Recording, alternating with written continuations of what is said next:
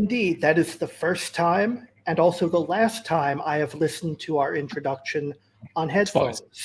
Ouch.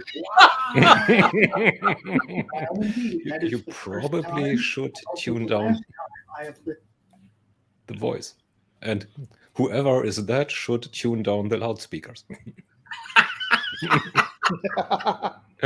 On the secondary.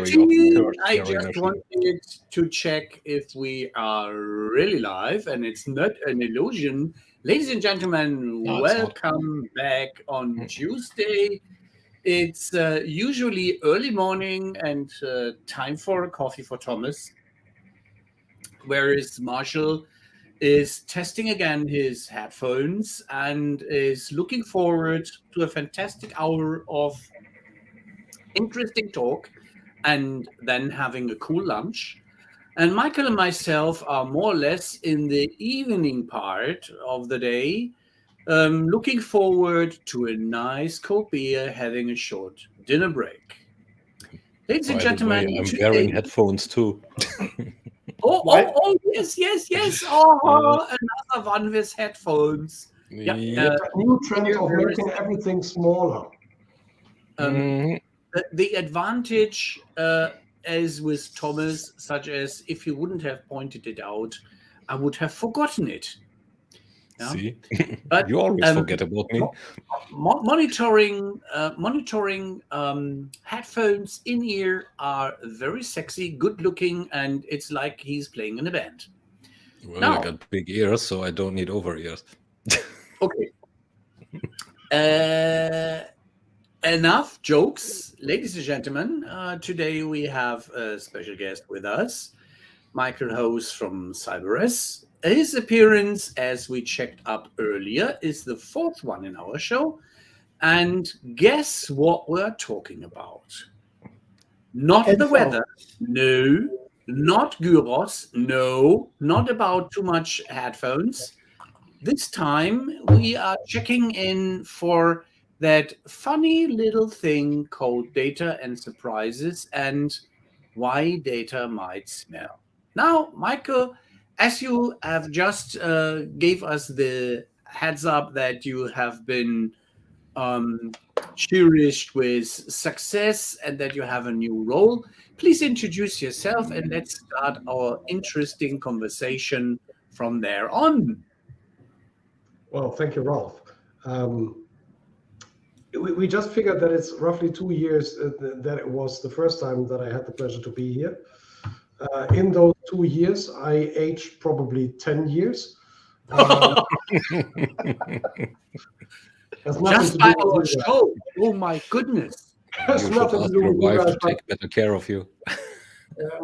Business life in the last 2 years has been very intense, where in the past we had these hours of driving to a customer's to get into it at the customer meeting, and then you drive 3 hours back to relax and refresh and rethink and everything.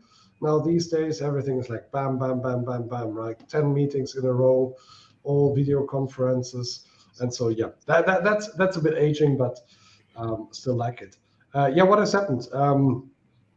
I joined sauberes 15 months ago, which is the security part of Micro Focus, and I was taking care of the data privacy and protection portfolio for Austria, Germany, and Switzerland. And since December, I'm actually taking care of all of the different topics that we have, all of the different security topics that we have. So from identity access management to SIEM solutions, to code analysis with Fortify and stuff like that, and data privacy and protection, obviously. So I'm the new head of sales for Germany, Austria, Switzerland, enjoying myself big times in that role. It's a real pleasure at this point in time to be in this industry with these kind of products in house. Right? What? Do we have security issues? No. Never. Nowhere. Right? Yeah, if you stop reading the news and if you switch off your phone all day long and if you don't use the internet, all of a sudden all of the security issues are going away. See, I'm totally off the grid, as you see. It's already usable advice for our listeners. Yeah. Just pull the plug and get offline. Reuse your old fire and the blanket and start smoke signaling. Yeah. Or Great idea. another opportunity could be, instead of smoke signaling, loud shouting to neighbors. Or letters. Yeah. Well, letters is very romantic. I thought of drums. Yeah. Oh. In the old days, drums are also used for communication. It's actually an interesting one, because I recently had a long discussion with my marketing manager, and it was for a special invite for a special event that we run. And the question was, how do we get the news out to those executives that we would like to invite? So if we send it via email, it'll end up spam folder, killed by the assistant, or whatever. But if we send out a written letter, at least most assistants still have the obligation to hand it forward to the executive. So looks like for the first time in many, many years, I'll have to sign manually a lot of printed letters in the next coming weeks in order to invite people. But it's how do you get the message across is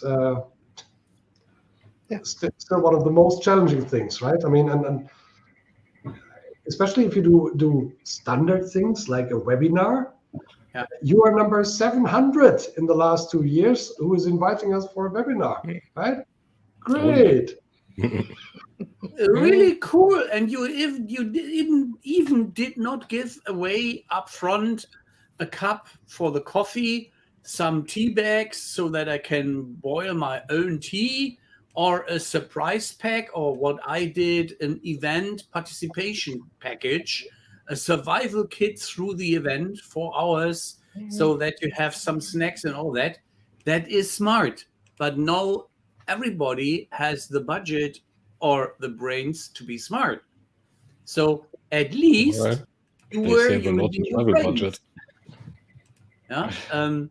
And I was just thinking about handwritten letter, or even hand-signed letter is something special and will get some more attention than the usual shit. Yeah. And if then the topic is a cool one, and probably you have the opportunity to invite people to an on-site event, and it will be taking place, that will be another beneficial issue. Yeah. That is the fascinating thing. It is the first on-site event that we actually run, and it will be in May in Berlin. And so every one of us is like, gosh, what is an on-site event? How did that work? How do we behave? What do I need to wear? Do I still have a suit that fits my A very honest question, such as you should give away some addresses of some tailors and some prêt-à-porter, survival selling suits companies in Berlin, and give recommendations, not only the KDW, for the last minute shopping exercise to get something which is still fitting. Yeah. It's kind of, you come together after 2 years and you see all of these people looking great from the front, and if they turn around, there's this white insert stitched into their suit. That would be a nice one. That is a real cool picture I have now in my head. Trust So you probably should ask people to come casual. Yeah. Make it a costume party. Favorite. Yeah.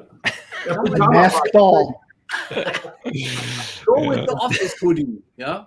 So if you invite people from Salesforce, you wouldn't have any trouble. They have all their Trailblazer hoodies on. Well, Yeah, Salesforce is a good topic, because then I can approach some other guys which came on the market as being large ones and having their financial days. So and their publications and how good it went. And Thomas did a lot of snap analyses on the dedicated companies. And what we were just reading, because you mentioned the news, were the drums which told us that Facebook simply lost $232 billion on one stock exchange day. Another interesting and another aspect I found very interesting is that taking privacy serious, like Apple is doing, will clearly have a certain disruption in the flow of advertising fees and money, as they claim from the perspective from the analyst and from Facebook that they might lose 10 billion US bucks and not any longer coming money streams into their pockets. Now, having said that, our topic today is smelly data. Could you give us a bit more insight how you have chosen that topic and where the fun factor, aside of the risk factor of smelly data, lies, and why you still are happy to have an iPhone? Because there are two very busy Israeli and smaller companies which have been told that they have had a lot of access to what have been till today being secure and unbreakable. So Fort Knox is open. Now it's yours. Yeah, I knew that you're taking drugs, but I didn't know how worse it was. Yeah. Yeah, sometimes I'm asking too what he's smoking, but or maybe he has given up. There's always two possible reasons. So let me comment on this Facebook. But he gets some support. Let me comment on this drop in share price with Facebook and the massive loss that comes with it. After announcing that Apple's great tracking protection, however you would call it, is potentially decreasing advertising revenue. What really sucks from my point of view is that this is driving the share price down. But Salesforce losing personal data of 530 million of their users last year has not made the share price drop. I mean, this is like, I never get this. All right, so smelly data. I think that's a great example of smelly data, even though it's a completely different one. When I talk about smelly data, obviously, I've never smelled data, but I came to that headline after talking to a head of IT of an automotive supplier, and this guy said to me, you know what? We are all hunters and gatherers, right? Since Stone Age, same behavior. In the past, we have collected something, put it in our cave, and we only knew when it started to smell at one point in the darkness of the cave. And today, we're putting stuff in our data center, and we leave it there, and we let it rest for 10 years, 20 years, 30 years. It doesn't really smell, but at the end, it's exactly the same thing. And it can be actually dangerous. So give you a couple of examples. Example number one, GDPR, right to be forgotten, famous Article 15. If a consumer is asking any supplier, whatever, what have you stored about me? And can you please delete it, if possible? Typically, what companies are doing is they go to their CRM system and have a look, what have we stored about Ralph? That's it. But the majority of data is actually somewhere in that unstructured space. Those thousands, millions, billions of documents on file servers, SharePoints, email servers, you name the repository of your choice, no matter if it is on-premise or in the cloud. where nobody has a clue what you actually have in your data center. This head of IT said to me, the delete button on any of our keyboards in the organization is the only button that has never been used. True, but I got what he was trying to tell me. And it was an interesting discussion that we had. So the reason why I was talking to him was a new regulation in the automotive industry called TISAX. The big automotive TISAX. Okay. It sounded like German. I want to pisak you. I want to. No, it's similar. Yeah. So the large car manufacturers are so dependent in the meantime on their suppliers, and have so little control over their suppliers when it comes to the supplier's IT, that they have established a regulation how suppliers should run their IT security. It's really a baseline that they are requesting. And for sure, there is an audit coming with it, and you need to have at least level 3 of the TISAX certification that you should pass with an external auditor reviewing if you are doing all of the right things. And we're talking basics, right? We are talking basic IT security. We are talking things like if a automotive supplier is dealing with prototype data, then this prototype data has to be protected, right? Yeah. You don't want it to be leaked, and then all of a sudden new car parts that will only be released in whatever 2-3 years are already visible.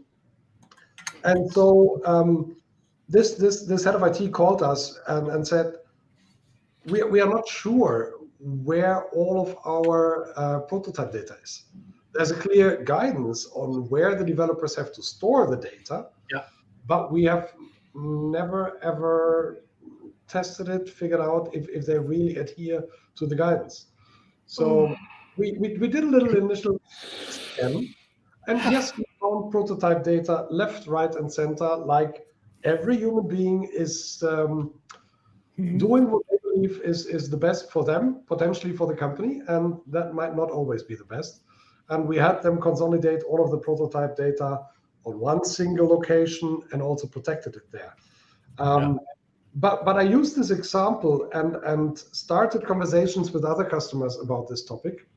I started a discussion due to a personal issue with a leasing company. Because a concrete wall jumped into one of our cars. I have no idea how that could happen. And so we had to inform the lease company that we have this little accident on the right side of the car. And then a typical example of digitalization in Germany, not 2.0, but 0.2, hit me. So I received an email from the leasing company with instructions to print out the PDF, fill it out. So all of your personal information, account information, how did the concrete wall happen to jump into the car, all of that. Then you have to sign it, scan it, fax it back. Right? Because that is the only legal way. So what happens next? And I called these people at the lease company because I have several other projects in that company as well. And so I said, guys, help me understand. What are you doing with it? So when I fax it back, it arrives on the fax server, completely digital, will be backed up. From there, it's auto-routed to an exchange server, to an inbox, where then an agent picks it, stores it in his personal inbox, also downloads all of the pictures, all of the PDFs of the fax on his personal drive, and then works on it. Also makes entries in the CRM system. So let's not worry about the CRM system. Structured data, all good, all under control, potentially.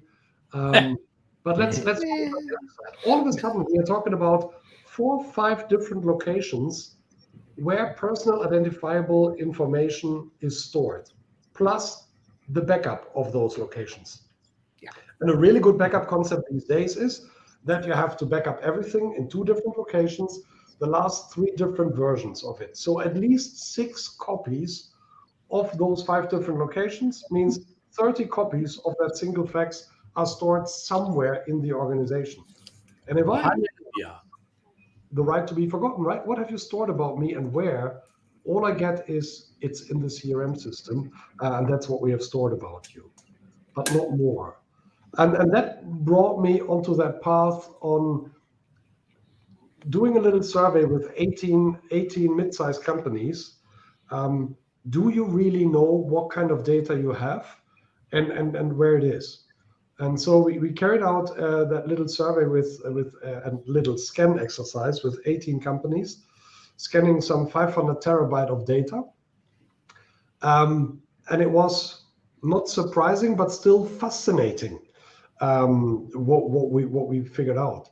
And what we figured out is that the average age, let's make it a little quiz. What is the average age of data in any of those 18 companies? They are not representative, but they are in a sense. What is the average age of data in an organization? How old is the organization?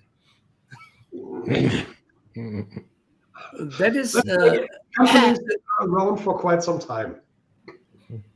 okay. Well, 11 and a half years. Yeah. Sorry? I'd say 11 and a half years. Okay. 15 to 20. The average age. I mean, guys, think about how much data is produced these days. Data growth is kind of exponential, so the average can't be that old anymore. That's a good Exactly. point. Good point. Yeah. But the median is probably close to what I think. Yeah. The answer is it's 8.16 years is the average age. 37.5% of the files were older than 10 years, 12% older than 15 years, and 4% older than 20 years. But all of that numbers are kind of irrelevant unless you start putting it into context. And the context was that 93 to 98% of the data have not been touched in the last 10 years. Mm. Yep. So we can say active data is less than 10% in any of those organizations. And that is going back to my example with the cave. That is some refer to it as dark data. I refer to it now as smelly data. It's just sitting there making data center operators happy. Yeah. Come on, mehr data. Mm-hmm. Yeah. And we also did some more analysis and figured out that 11% of the data is redundant. So think about it, right? I mean, I recently had to clean up my garage and I found 4 drilling machines. Not that one wouldn't be enough. Can you set me one over? It's enough. But it's just Share the wealth, bro. Yeah. Yeah, no, I haven't cleaned it up too frequently, and so whenever I needed a drilling machine, I bought one because I couldn't find the old one. Now I found all 4 of them. Right? But that's the same with the data center. Like I treat my garage the same way as all of the guys treat their data center, and by just eliminating the redundant data, the double, triple, quadruple data, you can save 11% on your storage and backup. It was an interesting exercise for that automotive supplier that I talked to. He said, well, the project that we are doing with you guys around data discovery, classification, and then act on data, we could actually completely refinance just by the savings of the redundant data that we can delete without losing anything. No doubt. Yeah. Apart from being smart and doing the right thing, there is something like a GDPR. So here's one question that came in via the chat. So now let's extend that a little. So basically, there's a previous question to it that says, do those binding corporate rules have teeth? That's the first question. And the next one then is, will they become prevalent? Or can they become prevalent? Should they even? Well, if you ask this T guy that still tries to run for president next time, that's a clear no, but... I mean, the binding corporate rules, I mean, what else do we have after FREMS 2? Well, what we have is corporate interests. What we have is standard contractual clauses that we can use, because all of the other legislation, at least to exchange data between the US and Europe, are classified as no longer valid, right? And so that's kind of a hassle in itself. But if you then start exchanging data, and then just take a typical case of these days. Most of the organizations try to be upbeat and now do something fancy and move into the cloud. But the way how organizations move into the cloud is take everything that we have and move it to the cloud and say, hey, we are a cloud first company now. That's our strategy, right? Without ever cleaning the house. Again, another example of smelly data. If you are a data messy in your own data center and you move all of the mess into the cloud, you are still a data messy, surprise, surprise, right? If you miss out on the chance to clean data while you migrate it to the cloud, you pay an awful lot of money for nothing, because cloud is typically you pay per use. Why should I clean it away? I might just be in the need of using it, and if I deleted it, I don't have it anymore. It's a typical hoarder mentality that every marketing organization, every business ran on as soon as they had access to data. Yeah. It's like, keep it. You never know. You might need it.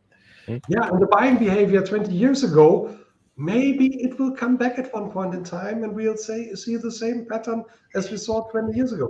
No way. Reality is nobody is working with those data. Nobody is working with data that is a couple of years old.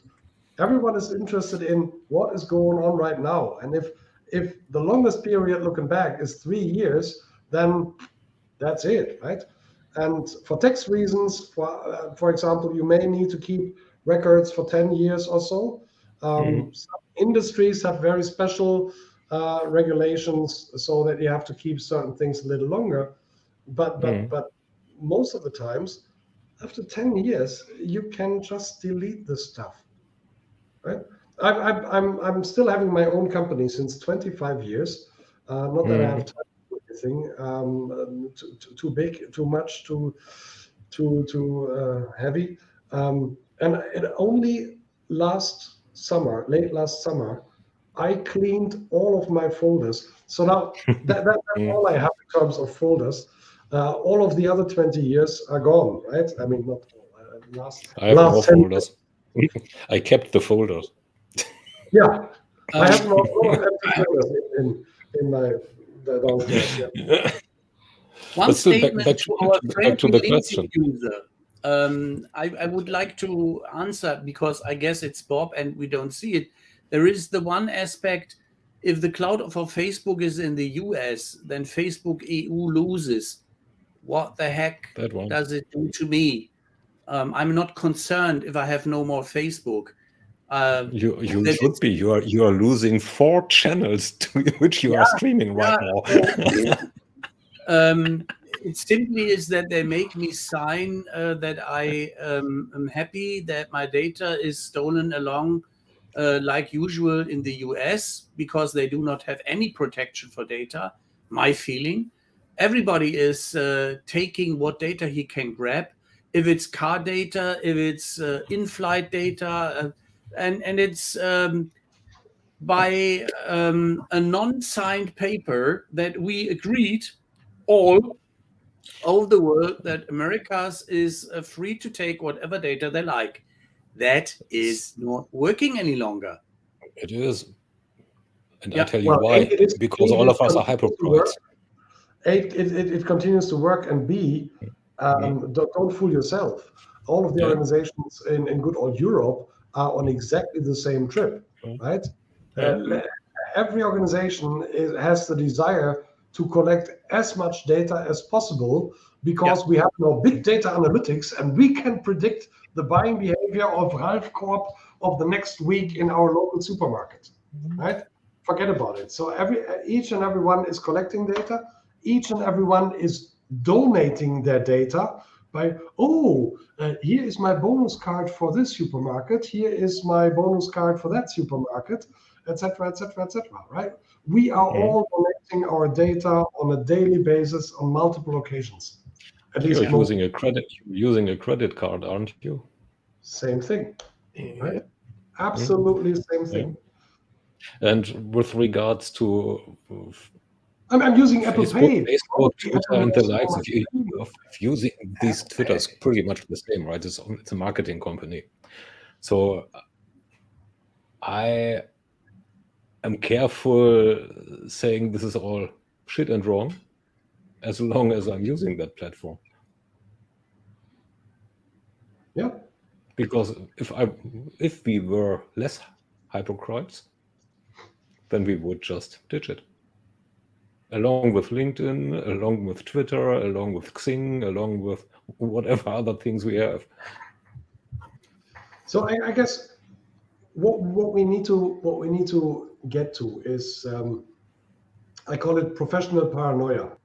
The other way you could phrase it is start thinking yourself again. It was a fun shock moment. New Year's Eve, the hair, how do you call them, Marshall? Hairdresser, hair cutter, the guys that take care of hairdresser, barber would be a word. Yeah. So the local one in Switzerland, where we all go to, he made a little contest. He wanted to get up to 1,000 followers on Instagram, and a couple of dozen were missing. So he made a contest and said, if you post this and this, then we'll put you into that glass bowl and we'll draw a winner and you get a haircut for free. So my daughters obviously participated, as they know how expensive it can be in Switzerland. And all of a sudden, my youngest daughter came to me and said, I won, right? So I checked that message, and it was the Instagram profile of this hairdresser, whatever the name of the profession is. But it looked strange, and it requested to download a crypto.com application. What? And I said, for sure, this is not our hairdresser. So I checked the URL. The URL was crypto.com guerrilla marketing something. So interesting. I then checked it further and figured out they have completely copied the Instagram profile of the hairdresser. The difference was visible in terms of number of followers, because he was aiming for 1,000. They had 234. So I immediately informed him. He informed everyone else that his account has been hijacked to place a crypto.com advertisement. I have no idea if it was crypto.com, if it was them, evil. If it was someone else, still evil. More, yeah. Yeah.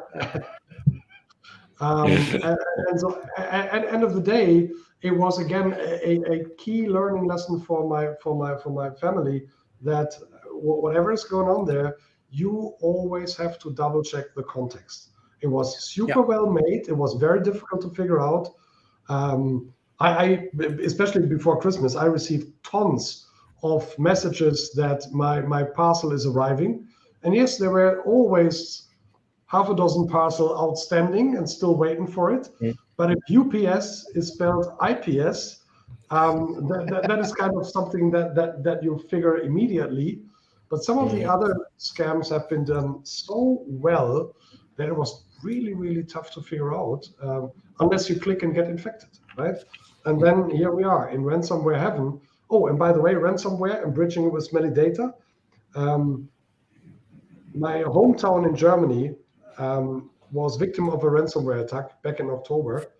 And surprise, surprise, data has been exfiltrated and was published on the dark web. So now think about it.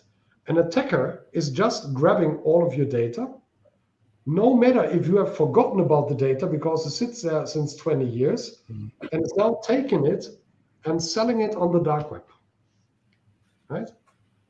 Another reason why it potentially is a good idea to finally understand what you have in your data centers or in your different repositories, and figure out what is it that you want to keep, what do you want to delete, what do you want to protect, right?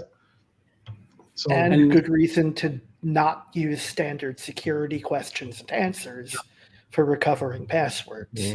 Mother's maiden name, street that you grew up on, first pet. It's going to be in that old data somewhere. Yeah. Yes. And that was my question I placed in our preparation document, such as, where does it harm your own privacy and your own private data, such as Marshall just pointed out, the typical reverse engineering silly stuff, yeah, what people think about and what we politely answer all day long, yeah. It's called psychometrics, and it's carried out on Facebook all the time. For the first time, really visible with Cambridge Analytica and the first elections of Mr. Trump a couple of years ago. And ever since, you back to my point, we are all donating data every day. Every day you see these great questions on Facebook. Whatever, you were born in the 70s, if you still know this band, if you still know TV that is black and white and has no color, or questions around what was the loudest concert that you ever attended. And all of a sudden, with all of those mini bits and pieces of information that you share, there is that big evil algorithm in the background that is pulling all of that together and can tell you, well, less than 200 likes and Facebook knows you better than the person that you live with. Yeah. And these games, which so maybe you should talk more to the person that you live with in order to ensure that. But what if they sell your data? Well, what if they lose your data, which they have done with 500 million users last year?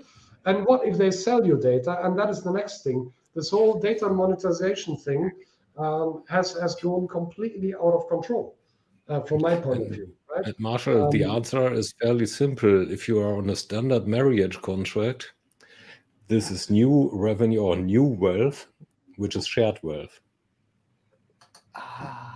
Yes, community property.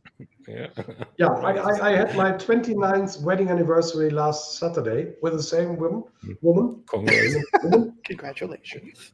Careful what you wish for. So it's 2 times lifetime in prison in Germany minus 1 year. Still got some time to go to there. I'm still on live. And again, that is actually quite private information that I'm disclosing here. But I'm happily married, so I'm happy to disclose it. So,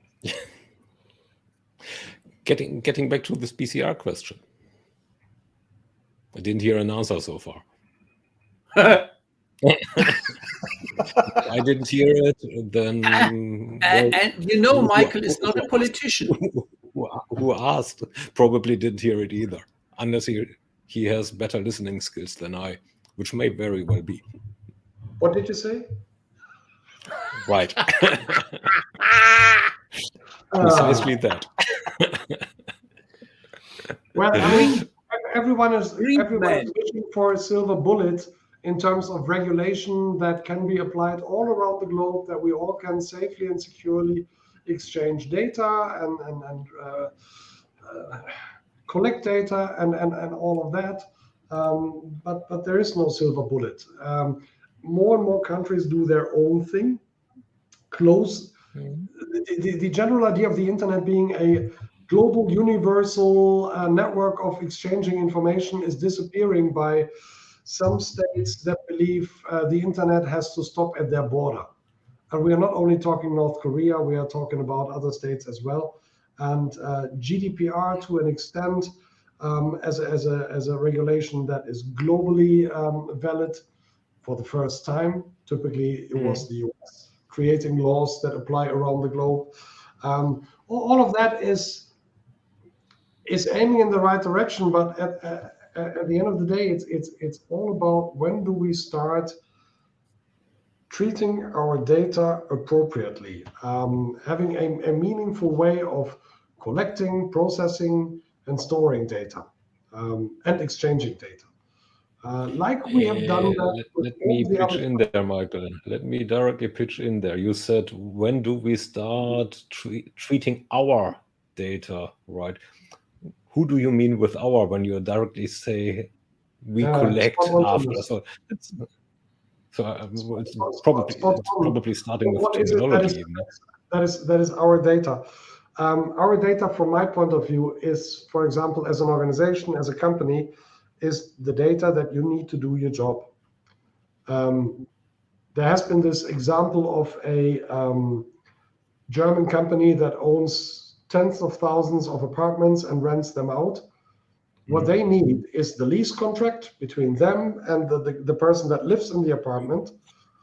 Whatever they exchange in terms of, water supply doesn't work, heating is too warm, too cold, whatever, that's it. But what they have done is, and that would be what I would say, this is our data as an organization that we need to have in order to run our business. But what they have done is, let me challenge that. Sorry if I interrupt again, but let me challenge that.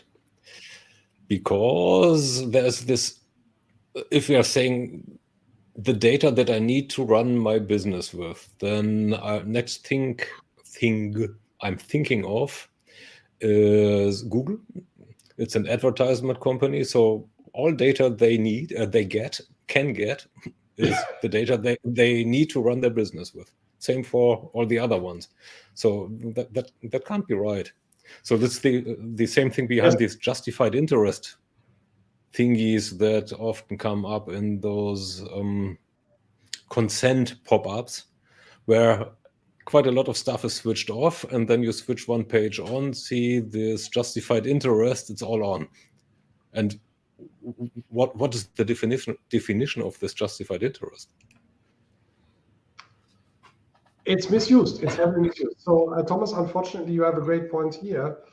To finish on my example, that company that owns all of the apartments has collected health records of their people that live in their apartments and all kind of other stuff, work records, unemployment times, whatever. So that I would consider inappropriate for that business. If I am in the advertisement space, and one of the big inappropriate too, I'd say, but all of the data is kind of relevant to me. That is from my point of view not justifying this legitimate interest that you can have. This has been heavily misused. This paragraph, left, right, and center. Click here because it is our legitimate interest to know everything about you, even though you're only the pizza shop around the corner. I know that those big ones, Google and others, are doing a lot in order to anonymize user data, and the way they use it is to a degree probably better than how most smaller organizations are treating data. I think they have learned a lot of lessons and would be far more prominent at court if they would not have all of the security measures in place that they have. And now, in the case, data to a degree that you can do all kind of analysis, but the different bits and pieces, different departments of the same organization have no clue who is behind that data. Now, did they learn their lessons? Because, well, some of them apparently did learn it better than others, because not all those companies, I'm thinking Google, I'm thinking Facebook, Amazon, and Twitter, whoever we have out there, they did not tank 20% of their revenue, or well, their share price basically, because of another company that has not too much influence actually, limiting the advertisement possibilities. I mean, how many Apple phones are out there in comparison to, or Apple devices in general are out there in comparison to Android devices? Yeah, great. Is it 15% currently? I guess one of the key drivers, I doubt that most of these bigger organizations do this because they love data privacy and protection so much, and therefore intrinsically motivated, they believe they have to do something. I guess the emergence of data privacy regulations over the past 10 years has led to the situation we are in. So GDPR being one example, you have in literally every state in the US, in the meantime, a corresponding legislation, CCPA in California being very prominent. Some of them being even more rigid than the original GDPR legislation. And you have that all around the globe. KVKK in Turkey, or was it KKVK? I always get the acronyms wrong, but they have a strong and strict regulations around data is not allowed to leave the country, right? Stuff like that. So yes, you can go to the cloud, but the cloud has to stay in Turkey. Oh, by the way, same happens in France. There was an organization that was storing COVID certificates in the cloud, and someone raised a complaint and went to court, took this company to court, and the company actually won because, yes, they went to the cloud, but A, they had a contract with the cloud service provider that only the cloud data center in France is in use, and B, they were actually encrypting the sensitive data before it was stored in the cloud, and the keys stayed with the provider, right? So in actual fact, it would have been completely irrelevant where around the globe you store the data, because it is protected, and the key to the protection stays in country.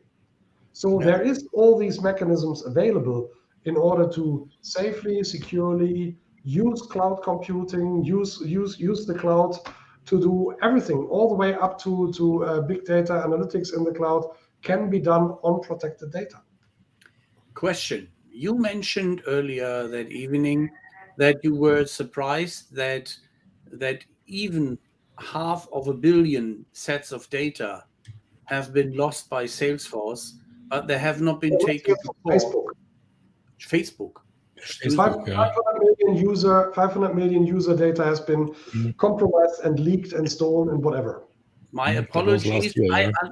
I did not properly listen. I need a hearing aid as well. But since yesterday, I have hearing loss.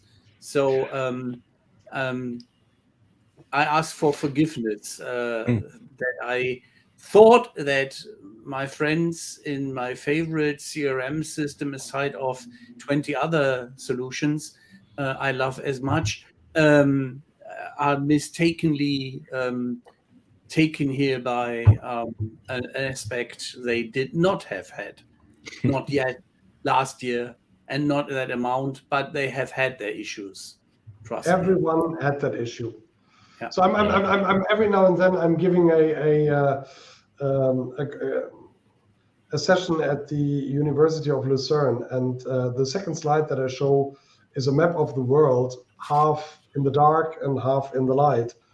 And I said, this half is the half that has been hacked and knows it, and this half is the half that doesn't know it, right?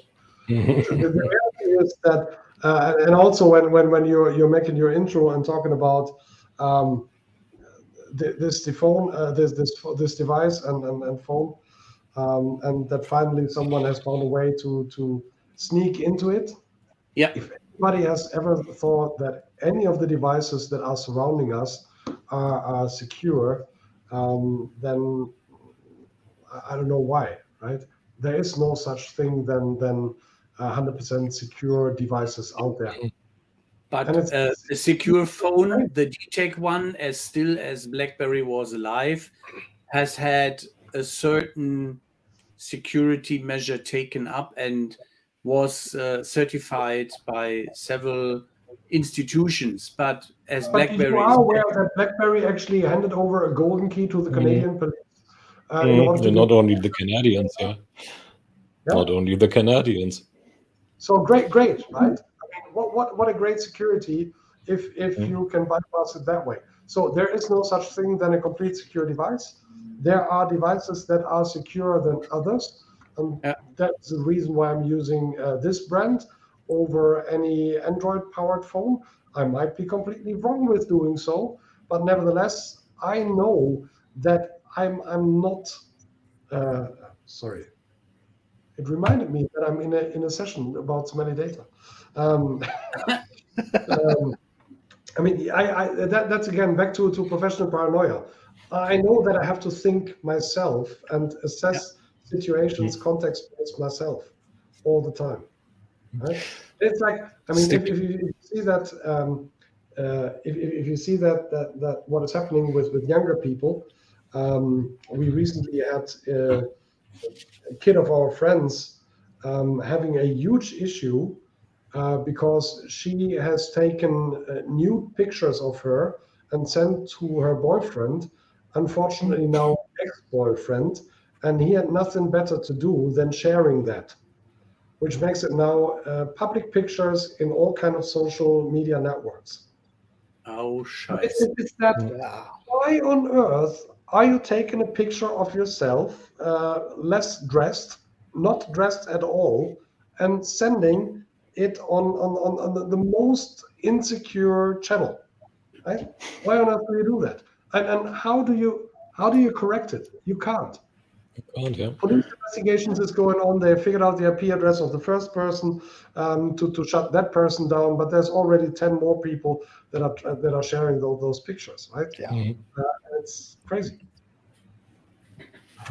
So back earlier, our friend in the chat asked this or stated this. What would you say there? Apple is not taking it seriously. They are pulling the data in-house to monetize for themselves. Well, all of those companies try to monetize data. I mean, that is a big part of their business plan. That shouldn't be a surprise, right? It's the same reason why car manufacturers, supermarkets have their bonus programs and loyalty cards and stuff like that. Everyone is collecting data. Those big ones like Apple, Google, Facebook, you name them, they are probably the world champions of monetizing data. But it's happening everywhere. So if and again, I don't want to be devil's advocate, nor do I want to say that Apple is a devil. But if the problem would be so big, how many more lawsuits would have been at court in the meantime, right? So to a degree, they have done a couple of things right, and probably to a large degree, because if not, they would be out of business by now. Well, I have to wonder, pursuing that, sorry, but I have to wonder in following up to that, we were talking about how businesses have started to learn lessons around data privacy and security, even if it's costing them money the way Facebook took that big hit. What I'm wondering is, are they learning the right lessons, or are they just learning how to hide what they do with data better? All of the above. I do think they are forced to learn, because, and there we are at the cookie topic, there are more and more browser vendors who are banning or abolishing third-party cookies. So it means they need to learn one or the other lesson. Of course, it's not exactly the one we would like them to learn, but what they learn is how to do it in a different way, probably. And there is that what you read in the article, that organization IAB, which has been sued by the Belgian colleagues from the GDPR section, such as that all of their so-called institution organized internal rules of how we treat data and how we take it serious was not serious enough. Any comments on that case, Michael? The Belgians are right. Okay. I love that's a quick assessment of that decision.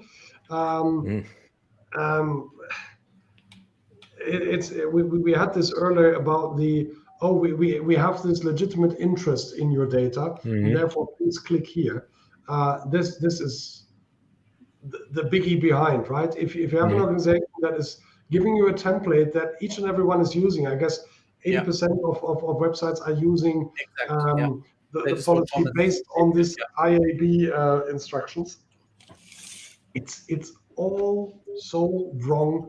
And you do it as long as you can until someone comes around and says, oh, you're no longer allowed to do it.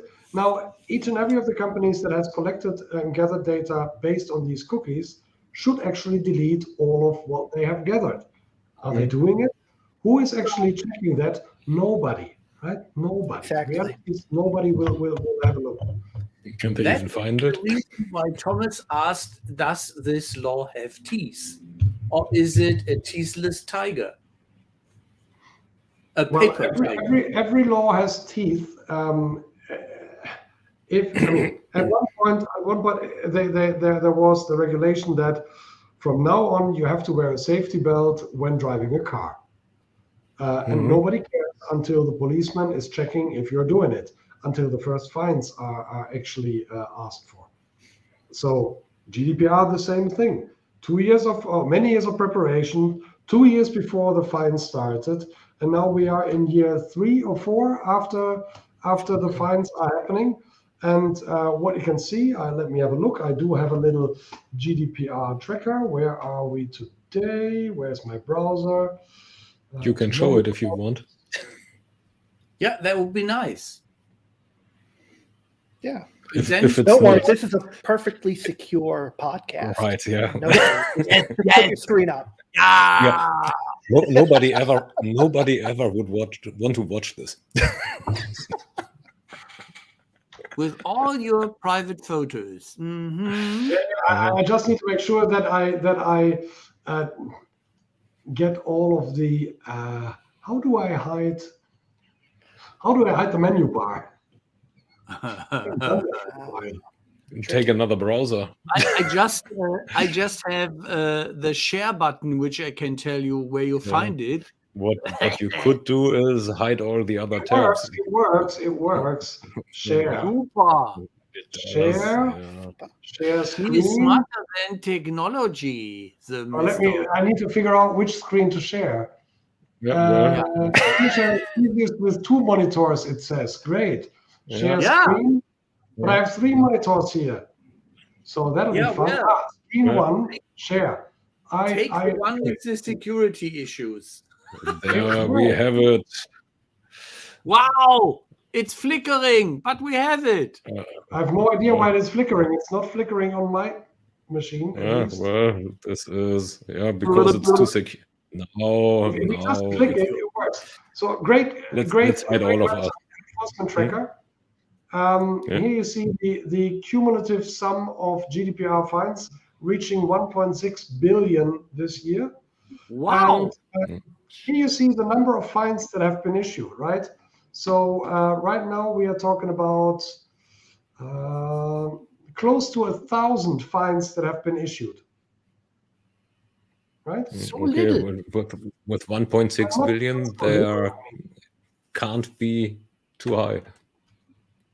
Highest fines per country. Here we go. 746 million in Luxembourg, 268 million in and you can go by violation, non-compliance with general data guiding principles, insufficient legal basis for data processing. Oh, I thought we have a legitimate interest. Sorry. Yeah. Media, telecoms, broadcasting is the second highest. So this is where we would expect our beloved big ones.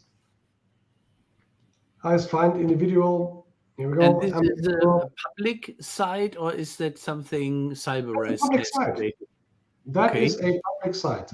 Would you like to share it in the text? The URL? Absolutely. What's the name of the site? Yeah. That's quite interesting. Frankenstein.com. So what I do see is that the number 1 is Amazon, followed by Facebook, place 4 Facebook again, 3 and 5 is 3, 5, 6 is Google. Well, that would be a British Airways. That's interesting. British Airways only lost the majority of the credit card information of their customers.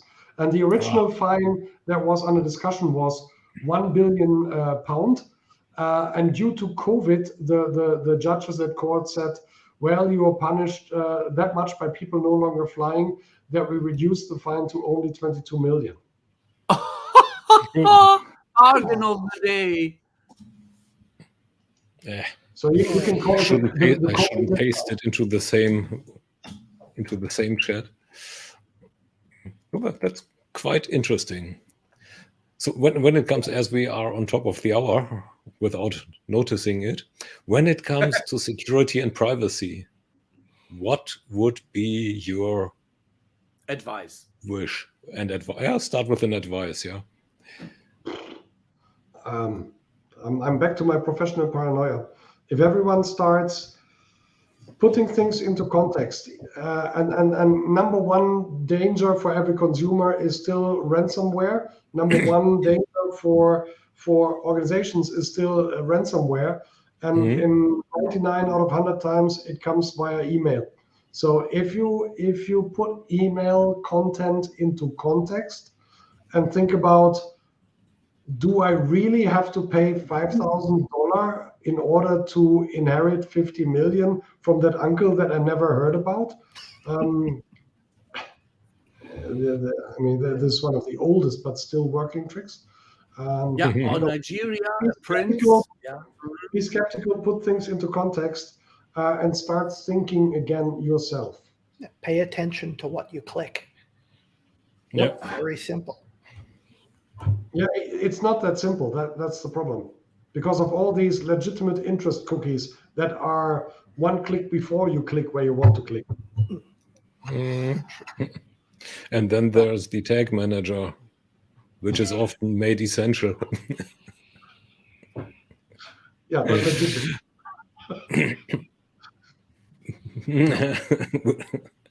Okay, so I guess that concludes the day.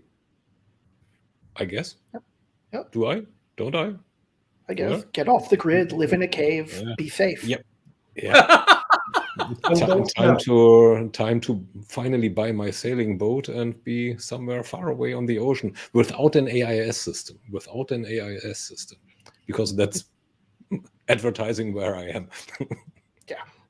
And Okay.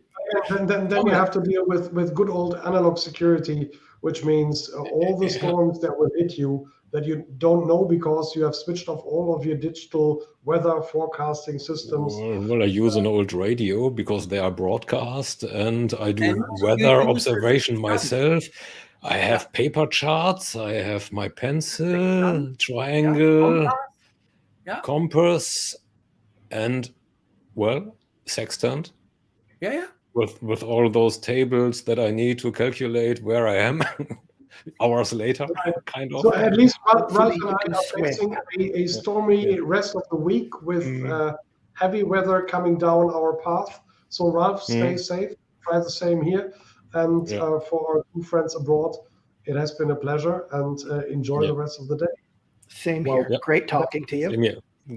Great talking. It was fun like always, and we had a loyal audience. Take care. Stay safe.